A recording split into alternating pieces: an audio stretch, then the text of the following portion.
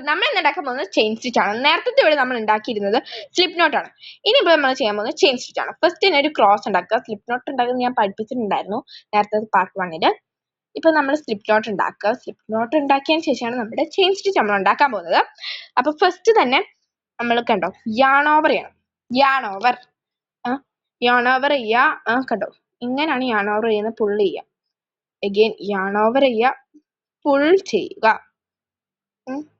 ഞാൻ ഒന്നും കൂടെ ക്ലിയർ ആയിട്ട് പറഞ്ഞുതരാം. നമ്മൾ കണ്ടോ യാൺ ഓവർ ചെയ്യുക, പുൾ ചെയ്യുക. അപ്പോൾ ഇത് ഭയങ്കര സിമ്പിൾ ആയിട്ടുള്ള പ്രോസസ് ആണ്. തുടർച്ചയായി ലൂപ്പുകൾ ഉണ്ടാക്കുന്ന രീതിയിലാണ് ചെയിൻ കിട്ടുന്നത്.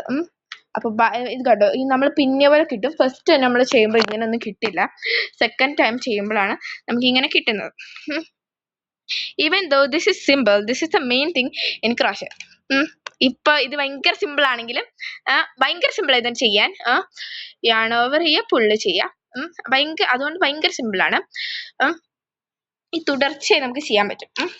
ഇതാണ് മെയിൻ ഘടകം ഇതിൻ്റെ അകത്ത്. ഭയങ്കര സിമ്പിളുമാണ്. ഇങ്ങനെ പിന്നിയ പോലെ കിട്ടും.